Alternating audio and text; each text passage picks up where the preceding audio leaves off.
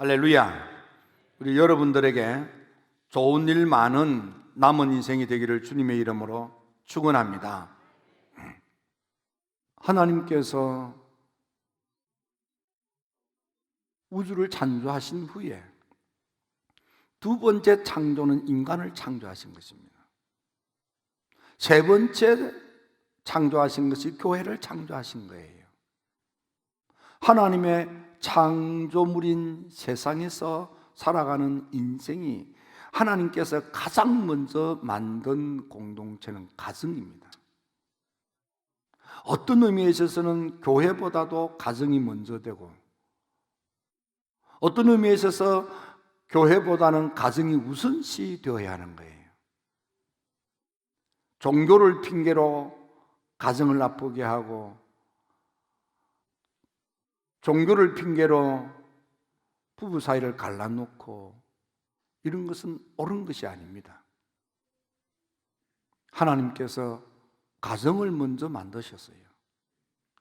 심히 좋은 세상을 만드시고, 그 가운데서도 에덴을 창설하시고, 깐베 에덴이라는 말은 복락으로 울타리를 쳐서 그 안에 축복의 내 강이 흘러, 빗손강이라고 하는 재정의 복, 재물의 복, 물질의 복이 흐르는 강을, 기온강이라고 하여 자녀의 축복, 자녀가 스타가 되는 자녀 축복을 주시는 강이 흐르게 하고, 희대길 강이라 영적인 은혜가 충만한 신령한 은혜의 강이 흐르게 하고,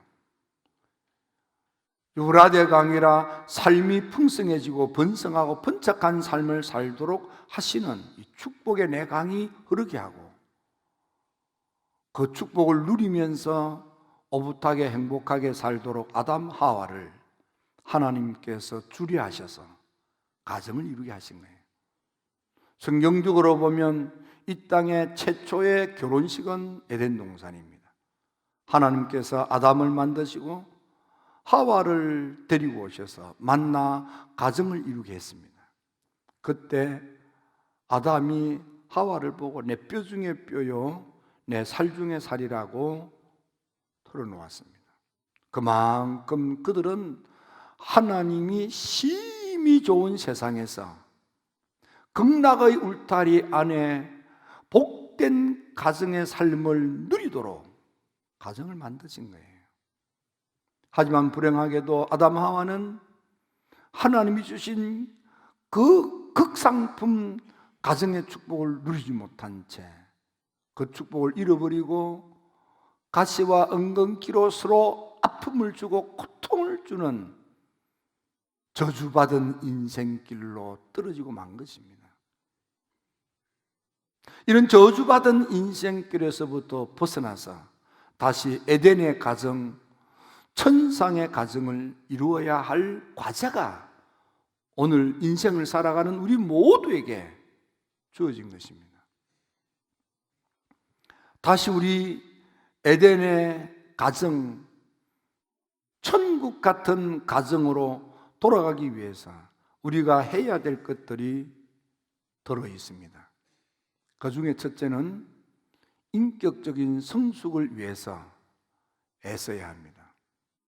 인격적 성숙이란 인간 됨됨이,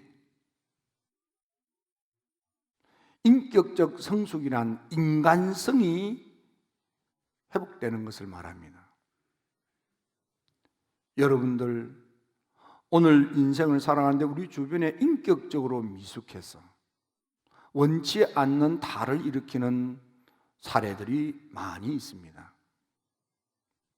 여러분들은 인격자가 되시기를 주님의 이름으로 축원합니다.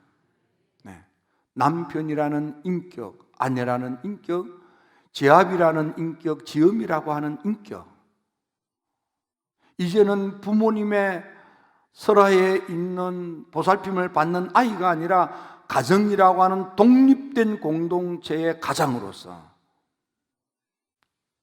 인격적 성숙이 있어야만 하는 거예요. 우리는 이런 교육 훈련으로 다듬어지지 못한 채 만나 가정을 이루다가 보니까 원치 않는 아픔, 생각지도 못한 틈들이 벌어지고 결국은 사랑해야 될 부부 사이에 금이 가고, 안타깝게는 그 마지막은 파혼으로, 이혼으로 그렇게 고통의 나락에 떨어지는 것입니다. 인격적으로 성숙하다는 것은 책임을 질 줄 안다, 그 말이에요. 남편으로서의 책임, 아내로서의 책임. 저는 결혼을 상담하러 올 때에 특히 젊은 남정네한테 하는 이야기가 있습니다. 너 아내와 자식을 먹여 살릴 준비가 됐느냐, 책임질 준비가 되었느냐고 묻습니다. 철이 없을 때는 내가 책임을 진다는 게 뭔지를 놓쳐버리고 그저 마음 끌려서 그냥 막 결혼을 하는 거예요. 결혼은 생활인데, 결혼은 삶인데, 결혼은 현실인데, 그럼 삶의 자리에서 내가 내 가족에 대한 책임을 지는 게, 그게 어른이 되는 거고, 그게 가정을 이루는 거예요. 특히 책임 가운데 하나는 경제적인 책임이에요. 남자가 아내와 자녀에 대한 경제적인 책임을, 어렵고 힘들지만은 그 책임을 감당해야만 하는 거예요. 그러면 당신이 벌어서 당신이 살아, 나는 내가 번 건 내 멋대로 살겠다, 그런 남정네가 간혹 있어요. 그런 사람은 잡아오세요. 사랑의 책임을 감당해야만 돼요. 그러므로 우리는 두 번째로 사랑의 성숙함이 있어야만 되는 거예요. 책임이 즐거울 때는 언제냐? 사랑이 성숙할 때예요. 사랑이 없으면 책임지는 것이 버겁고 힘이 들어요. 그런데 사랑이 있으면 책임지는 게 즐거워요. 그래서 열심히 일해서 버는 대로 아내한테 주어 살림을 살게 하는 거, 그게 즐거워요. 사랑이 있을 때. 사랑이 없을 때는 딴주머니 차기 시작해요. 사랑의 성숙. 사랑이 미숙하니까 따지기 시작해요. 사랑이 미숙하니까 자꾸 부딪히려고 그래요. 사랑하기 때문에 복종하는 거예요. 내 마음에 안 들어도. 사랑이 성숙해지면 난 싫어, 하고 싶지가 않아. 그러나 사랑하기 때문에 내가 싫어도 하고 싶지 않아도 하는 게, 그게 성숙이에요. 예수님도 십자가 지고 싶지 않았어요. 근데 우리를 사랑하기 때문에 내가 싫지만 십자가 지는 거예요.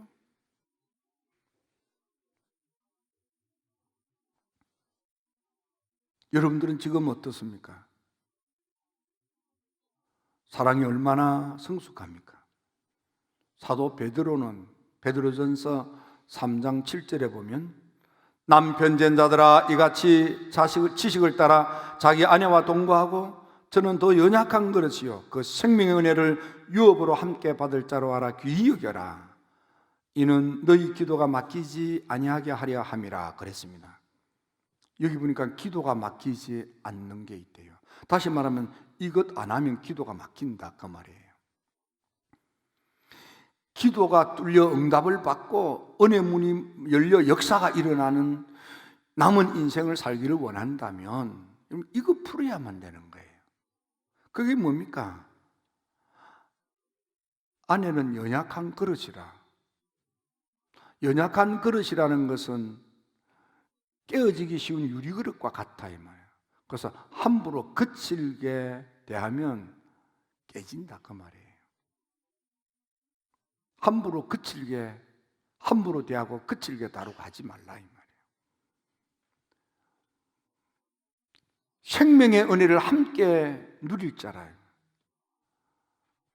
하나님이 우리와 은혜 문을 열 때는 부부가 함께 은혜 받고 하나님이 그렇게 하신다는 거예요. 그래서 귀히 여기라고 그랬습니다. 그래야만 기도가 막히지 않고 은혜 문이 닫히지 않고 기도가 열리고 은혜가 쏟아져서 축복이 풍성한 남은 삶을 살기를 하나님이 해주신다 이 말이에요. 이렇게 인격적으로 성숙하고 사랑으로 성숙해지기 위해서는 결론이 무엇입니까? 하나님에 대한 절대 신앙을 찾아야만 하는 거예요. 하나님에 대한 전적인 믿음으로 하나님을 전적으로 의지하는 믿음을 가져야만 하는 것입니다. 솔로몬은 하나님 앞에 일천번제를 쌓았습니다. 솔로몬이 하나님 앞에 일천번제를 쌓음으로 은혜 문이 열리고 응답으로 복을 받습니다. 솔로몬이 임금이 되고 그래서 첫 번째 하는 일이 뭡니까? 그때는 성전이 없었습니다. 그래서 기브온 높은 산 꼭대기에 올라가서 그 높은 산 꼭대기에서 기도의 단을 쌓는 거예요. 그것도 한 번, 두 번이 아니라 1000번제의 단을 쌓는 것입니다. 그래서 기브온 높은 산 꼭대기에 올라가 1000번제의 기도의 단을 쌓을 때에 하나님께서 응답의 복을 주셔서 지혜의 복을 주시고 총명의 복을 주시고 넓은 마음을 주시고 구하지도 아니한 부와 영광도 주시고 건강하여 장수의 복을 누리게도 하시고 솔로몬 이런 복을 받는데 그 이유는 솔로몬의 기도 생활이 솔로몬의 삶이 하나님 마음에 든 거예요. 먼저 솔로몬이 그의 신앙이 하나님 마음에 들었어요. 보니까 여호와를 사랑했다고 그랬습니다. 그리고 아버지의 믿음 생활을 보고 배워서 아버지처럼 하나님의 계명, 명령, 규례, 법도를 지켜 행했다고 했습니다. 솔로몬은 하나님을 사랑함으로 아버지로부터 보고 배운 대로 하나님의 계시의 말씀을 붙들고 하나님의 법도를 지켜 행하는 아멘의 삶을 살았어요. 그런 또 하나님께 1000번제의 예물을 지극정성으로 올려드립니다. 하나님께 드리는 예물은 소의 제물이며 양의 제물이며 비둘기의 제물이며 가루의 제물이며 하나님이 연락하시는 제물들을 지극정성으로 성심으로 올려드리는 거예요. 그게 하나님이 마음에 든 거예요. 하나님 마음에 들게 헌금 생활을 했다 그 말입니다. 솔로몬은 믿음 생활을 하나님 마음에 들게 하고 하나님께 드리는 예물 헌금 생활을 하나님 마음에 들게 하고 솔로몬은 꿈에도 소원이 하나님 마음에 들었어요. 그래서 하나님 복을 받는 거예요. 하나님 마음에 드는 것이 참 중요합니다. 구약 성경 제일 마지막은 말라기입니다. 우리는 말라기를 읽을 때 늘 3장 10절에 11조만 기억을 하는데 사실은 11조를 하기 전에 더 먼저 해야 될 것이 2장에 나오는 거예요. 11조보다도 더 먼저 해야 될 게 2장에 있다니까. 교회에서 예배 드리는 것보다 더 먼저 해야 될 것이 있는데 그게 가정이라는 거예요.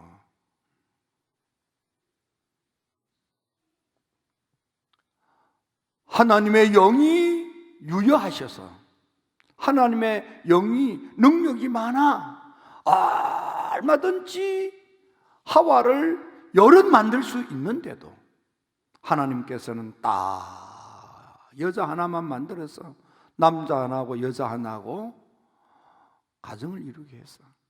하나님이 더 만들 수 있는데도 왜 하나만 만들어서 그렇게 부부가 되어서 가정을 이루게 했느냐 하면 경건한 자녀, 경건한 가문을 이루어 축복의 가정을 가꾸어 가도록 하기 위해서 하나님께서 그리하셨다 이 말이에요.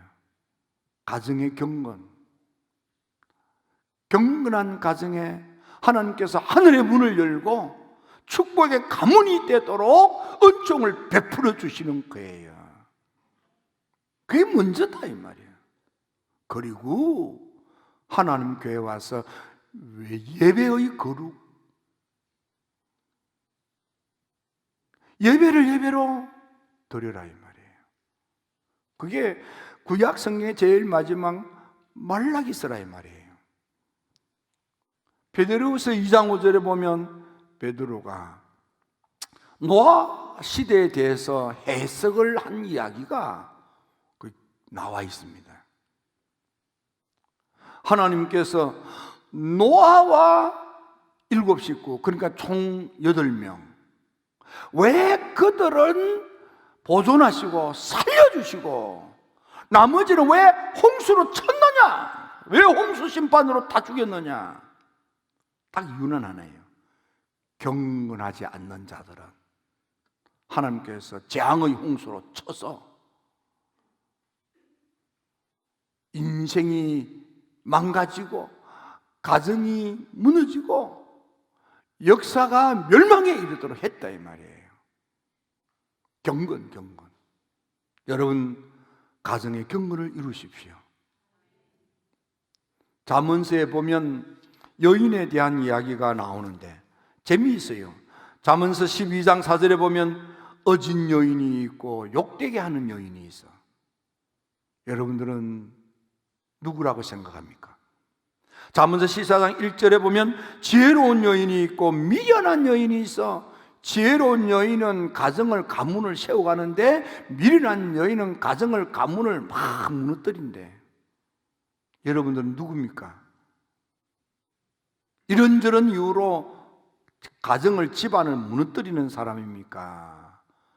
아니면 이런저런 이유가 있어도 어떻게 해서든지 가문을 세워보려고 애를 쓰는 여인입니까? 잠언 31장 10절에 보니까 현숙한 여인이 있어요. 근데 잠언서 21장 9절에 보니까 성질내고 화내고 싸우고 그런 여자가 있어요. 여러분 고약한 여자입니까? 현숙한 여인입니까? 여러분들이 더 잘 압니다.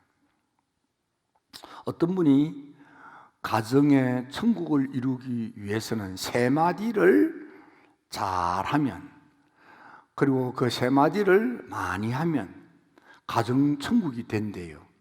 뭔가 하고 제가 봤어요. 여러분들에게 소개해 드리겠습니다. 돈 안 받고 그냥 소개해 드립니다. 첫째, 미안해요. 그러면 그냥 다 풀린다네. 미안해요. 그러면 쌓였던 게, 미안해요. 그 한마디면 그냥 맺힌 게, 미안해요. 그러면 아팠던 게 그냥 풀린대.